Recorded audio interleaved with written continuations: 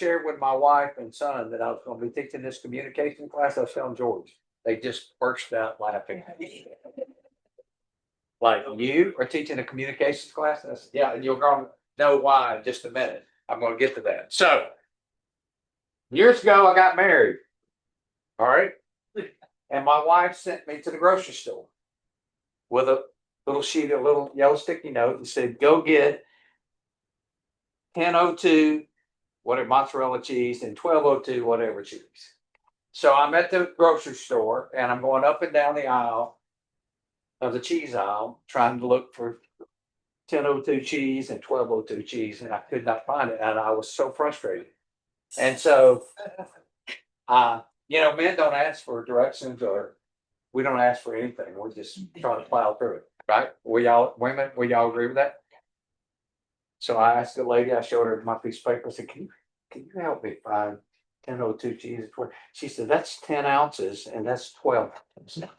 Okay. I know that seems stupid. Now, you younger people like Jordan are saying, well, why don't you just call her on the cell phone and ask her? Because cell phones weren't around.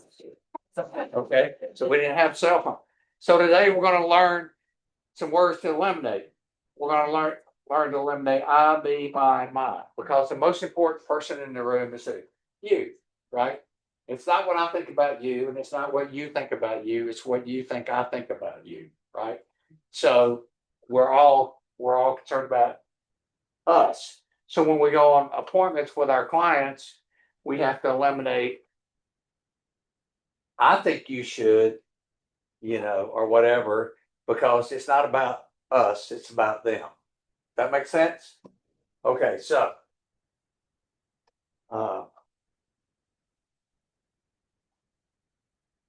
I'm going to read you a little story here. So I've just been recently diagnosed with this disorder. And a lot of you have this disorder. It's called age-activated attention deficit disorder. This is how it goes. This is how it goes. Okay, so let's back up for a minute.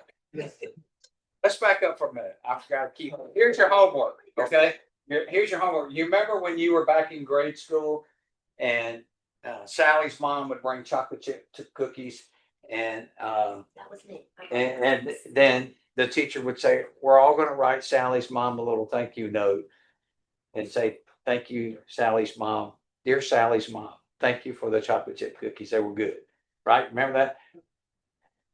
This is your homework assignment. Sometime tear off a piece of paper, slide it under my door, give it to me, saying, dear Brenda and Nathan, he did a great job. Or you can say he didn't, and they'll like that too. Okay, all right, here we go. Age-activated attention deficit disorder.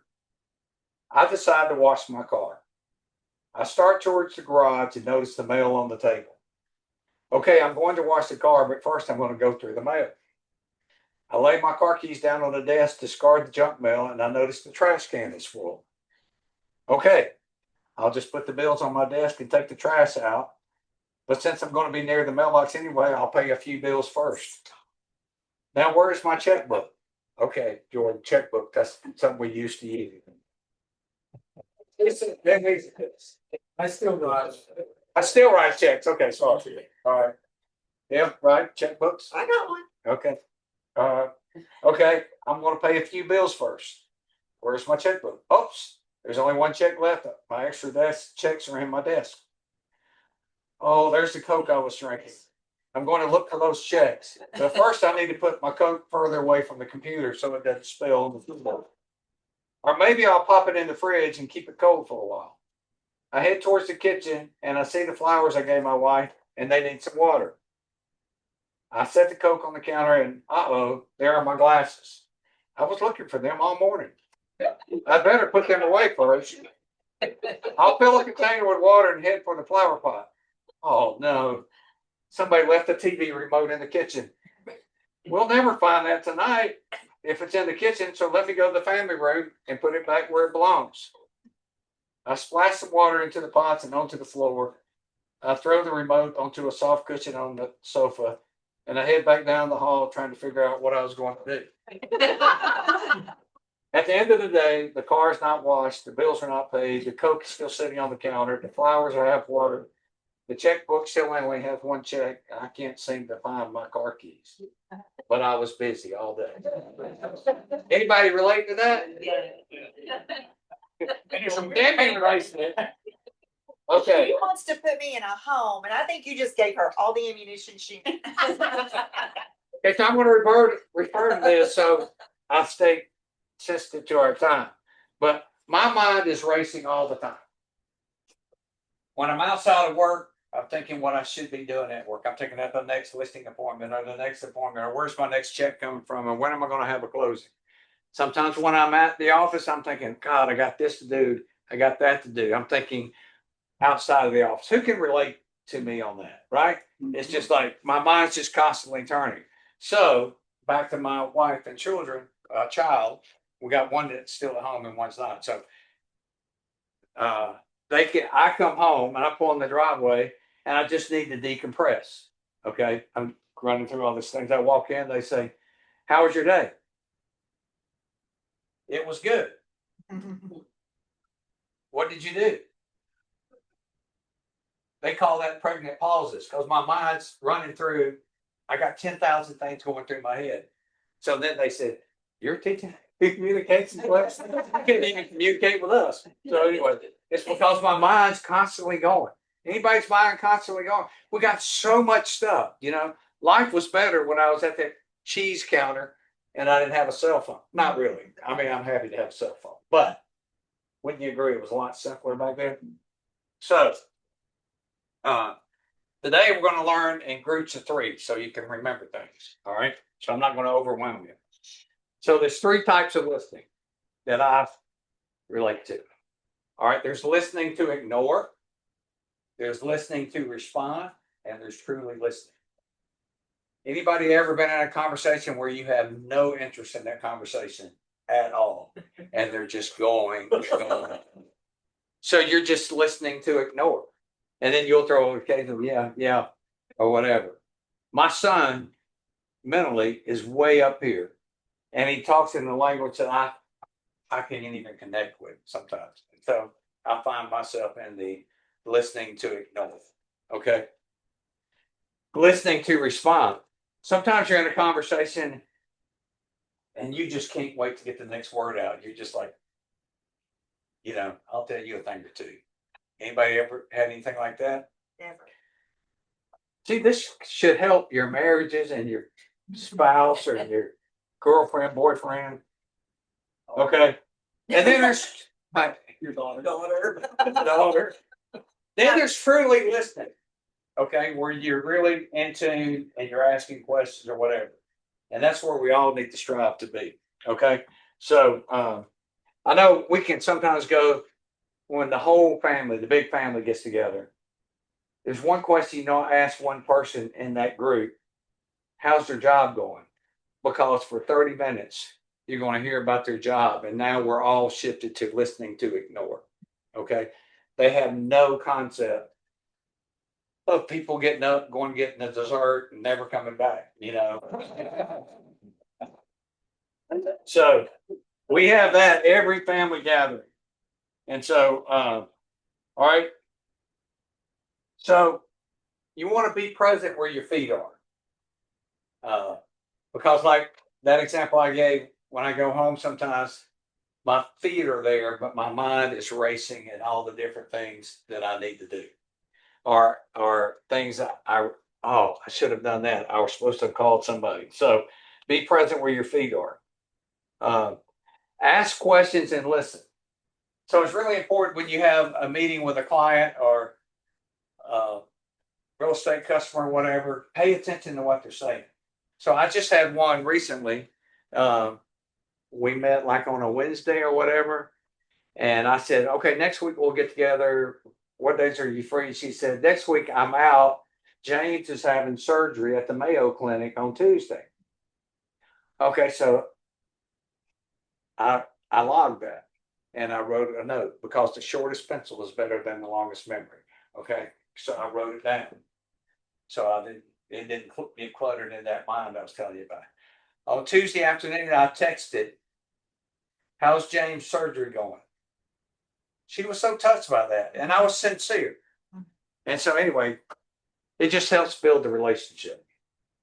Okay, so know your audience. You want to be conversation starters and not conversational list. In other words, people are who they're interested in themselves. So you want to make sure you're asking, get a conversation started and ask about them. Is this helping? You got your one thing yet? You gonna write a piece of paper and say, "Dear Brenda and David, he told me." All right. Okay, you got it. You're a teacher. I All right. We should leave out the part about you ignoring what it says. Yeah. But we're gonna come back to another Nathan story. Your dad ignored you. That's why I didn't practice this thing with them last night. Okay. So you want to seek commonality. So how did you get married? Or how do you have close friends? Because you have commonality of interest.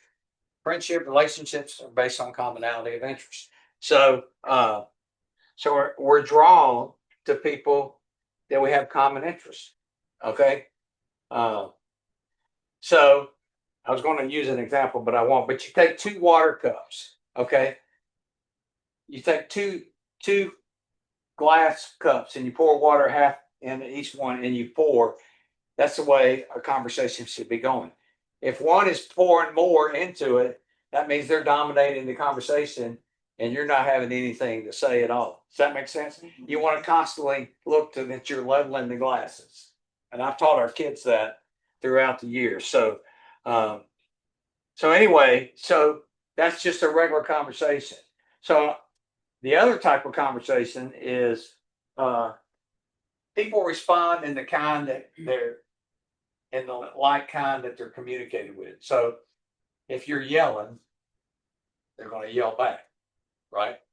So this happened last week. So you ready for another Nathan story? So I come into the house and we go through the how was your day? Da, da, da, da, da. I go through my pregnant pauses, and then I say, I need to go check the mail. So I walk out through the garage and I'm walking to the mailbox, and the gate to the fence where the 2 dogs are is wide open. I'm livid because the dogs get in the street or fight somebody or something. So anyway, so I come running back in and I said to Nathan, why did you leave the gate open? And we normally go to the backyard through the porch, right? So he had a note and a lock on the door saying the gate is open because they're going to come work in the yard. But I didn't go through that door. I went through the garage. So I yell at him like, how could you be so stupid to leave that gate open? I didn't use the word stupid. I was a little more kinder. But anyway, he responded in like kind and said, didn't you see my note and the da da da on the door saying? So anyway, you see how that escalated real quick? So sometimes in conversations, I call it low intelligence, high emotion. So if you got low intelligence, because for that moment, somebody said something that sparks you, you can go off. Okay. So leading that to the next point is people like to be agreed with. Okay. We all enjoy conversations where everybody agrees with what we have to say. Okay. So people like to be agreed with. We don't like to have conversations with people we disagree with. We're not drawn to those people. We're like, okay, I had that conversation. George and I had this conversation yesterday because there was somebody that gets on his nerves. So I said, George, you need to call him. And he said some unkind things to me. All PG. I said, George, do me a favor. Just call the guy and say, hey, I was just thinking about you and want to see how your day's going.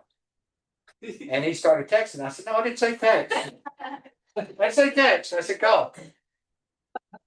He gave me finger signs. He gave me all kinds of things. I was scratching my nose. Anyway, but he called the guy and said, okay, I'm done. I did it. All right. So anyway, so we don't want to be around people that disagree with us. It's just not fun. Okay. Okay, so differentiate yourself is my next one. So here's my quote: observe the masses and do the opposite. Okay. So when everybody's going in one direction, like go to the movie theater, usually the right side of the theater fills up first.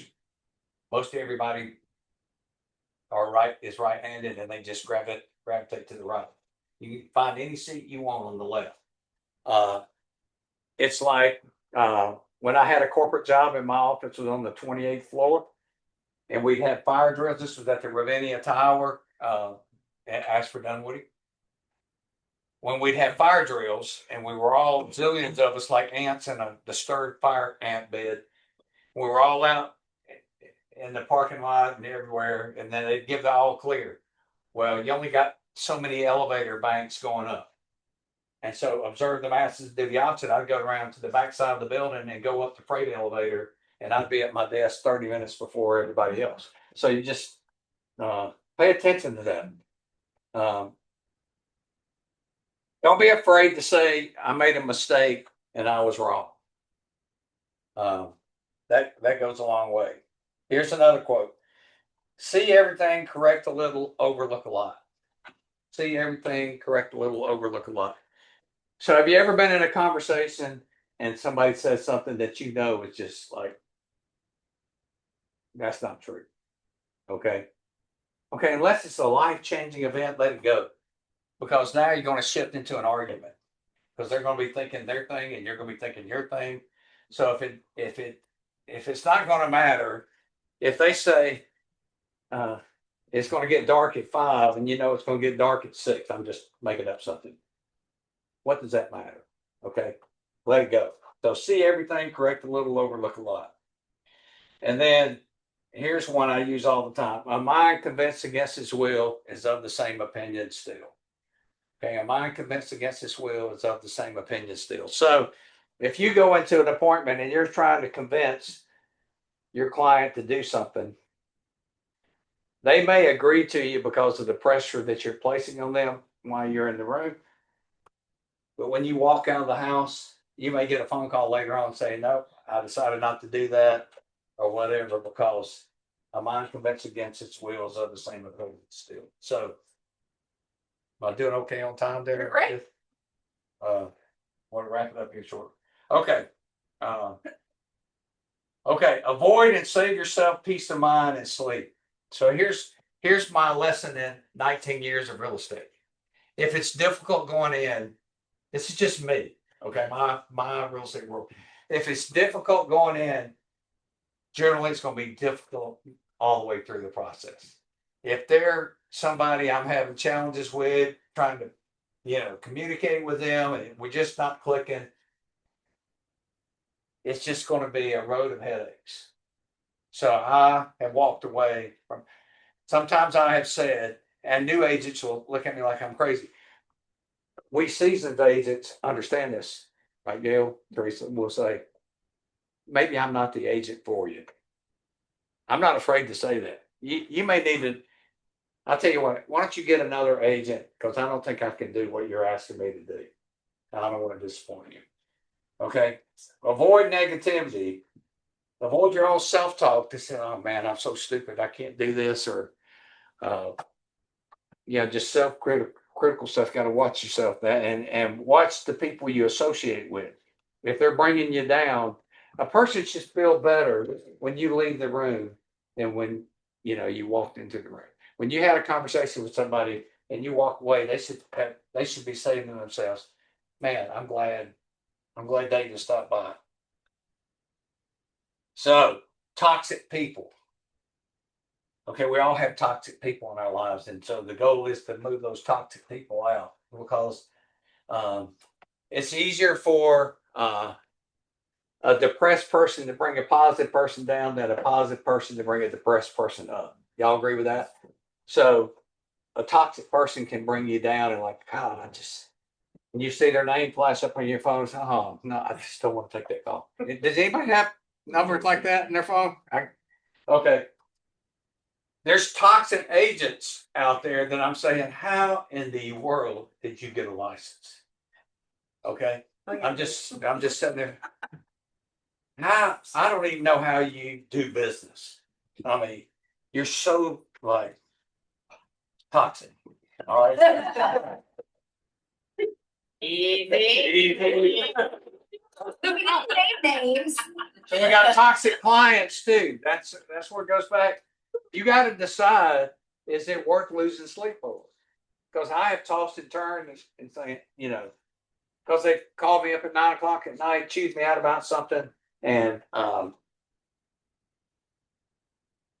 take it to bed, and I'm just like, oh God. So okay. All right, so here's one. So anybody ever had overpriced listings? So I've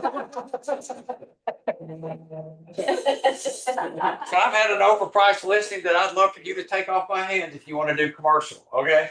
So anyway, it's just uncomfortable every time I talk to them, and I've done everything but ask them to fire me, and they won't. I've suggested that maybe they get another agent, or but they keep sticking with me, and I'm happy with that. But I can't sell their overpriced listing, so I said, I tell you what we'll do. I'm going to coordinate a meeting with the city officials, and because this property is in downtown of a city that we all do business in. And I said, let's see what's happening in the city. So I coordinated a breakfast meeting with all the players, and we're sitting at breakfast. And they said, David, why do you think you're listing their property? And they're there with me, hasn't sold. And I said, price. That's what I thought. And I told them that before. So then I hadn't heard from them in like a month or two, and we missed each other on call. So I stopped by their store. They escort me to the conference, to their kitchen area, shut the door, and give me an earful on. I can't believe that you told them at breakfast that it was price. We're not changing the price. Obviously, I know that. Yeah. Anyway, so I just took the route of, I'm so sorry, I was wrong. I shouldn't have said that. But deep down inside, that was a mind convinces against his will. It's of the same opinion. I walked out there thinking, I didn't do nothing wrong. I'm sorry you didn't like it. Yeah, sorry, I didn't like it. But anyway, okay. All right, so here's some real estate stories before we wrap up. Real life stories.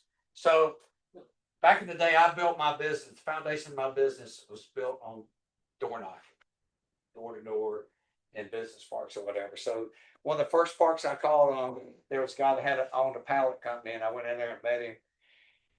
And then I followed up with him, and he said, "You know what, David?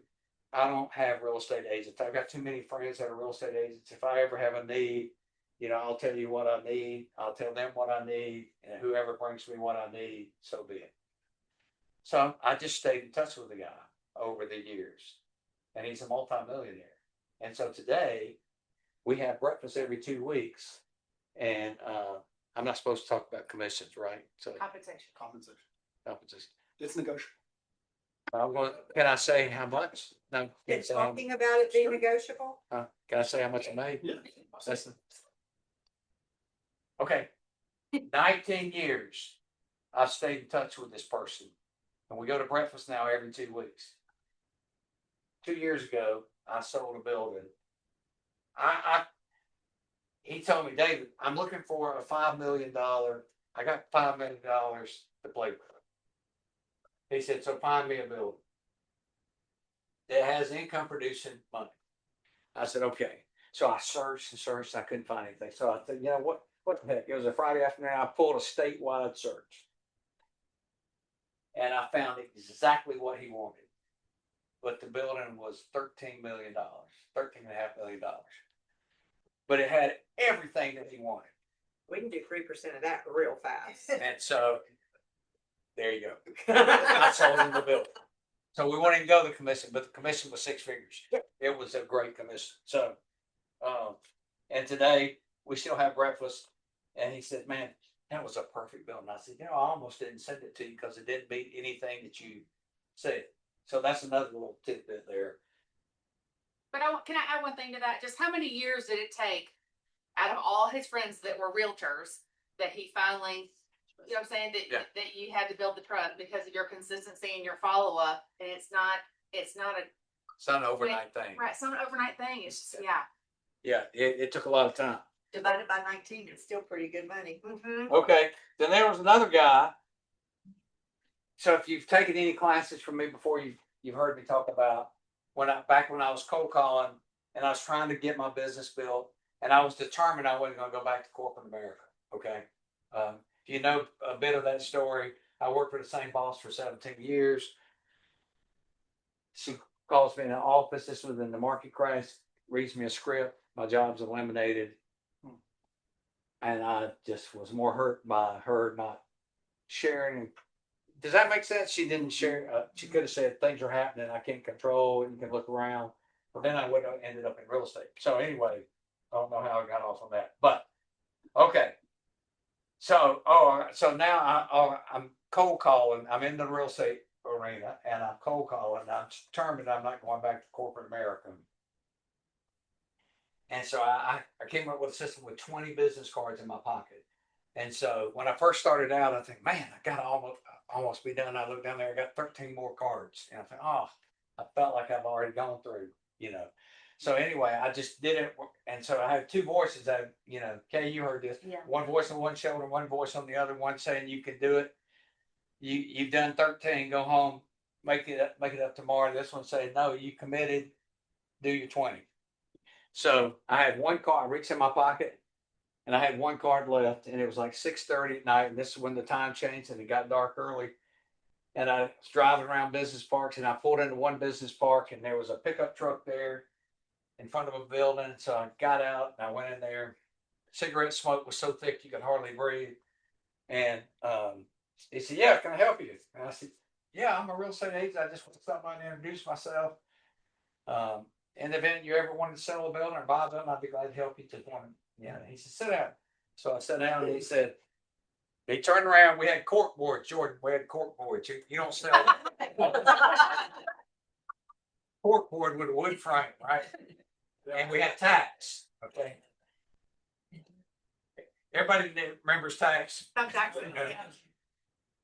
He pulled off a card and he said, "What's your name?" I said, "David Williams." And he said, "David Williams, you're number 10. I said, 10?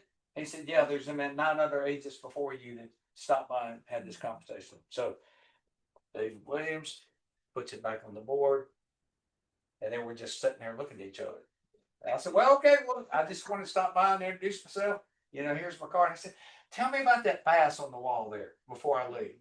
So I said, "Man, I caught that in a fishing tournament at Lake Lanier, so many pounds or whatever." Oh, wow, that's great. And I said, and that deer?" And he said, "I killed that deer in Greene County." And I said, "I grew up in Milledgeville, which is right next door to Greene County." And so he said, "Yeah, I'm in a hunt club down there, And then I said, "Well, the only deer I ever killed was a $1,500 deer." And he said, what was that?" And I said, "I hit it with my car, and that was my deductible." So anyway, he takes the thing off the board, strikes through my name, writes my name at the top, and I sold his building. Okay, that's one story. Another one, first showing I ever did. Okay, so you veterans, y'all remember this when we started out. Some of you new people look at some of us old geezers and say, "Wow, I'll never be able to do it like that." Well, we had our stumbling blocks, right? We had our stuff.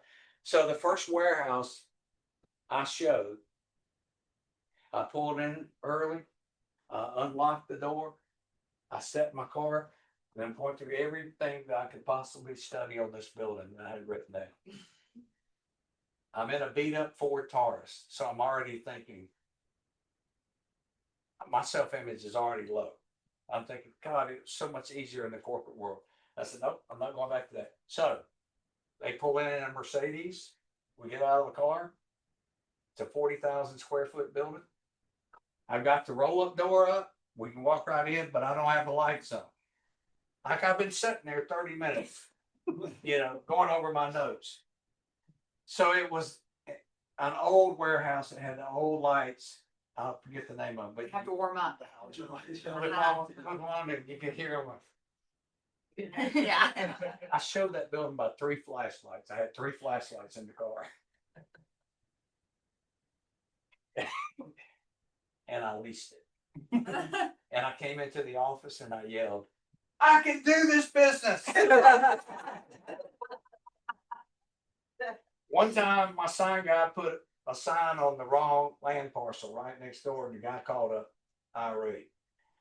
And so I apologized and whatever, and he said, after I admitted I was wrong and all that, he said, I said, I'll get my sign off. He said, no, just keep it there. You know, I'll list at my parcel with you. So I ended up selling that one and another one next to Residential.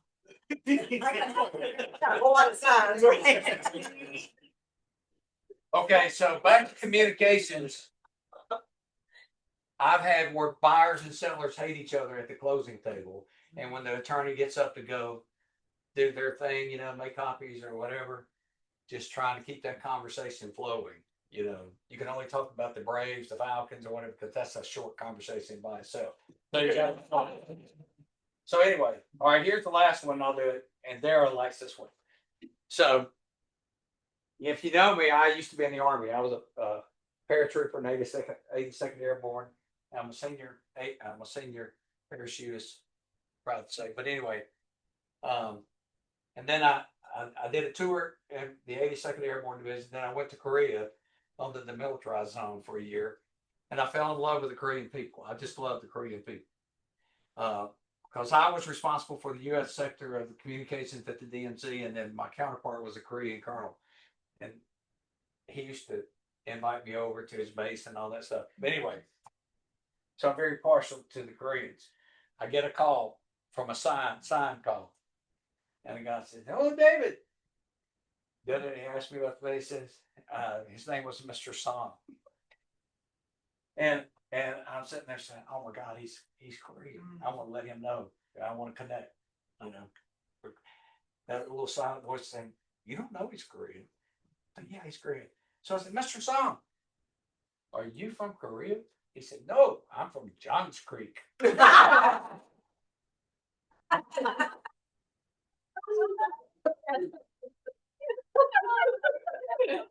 Got lots of laughs about that one.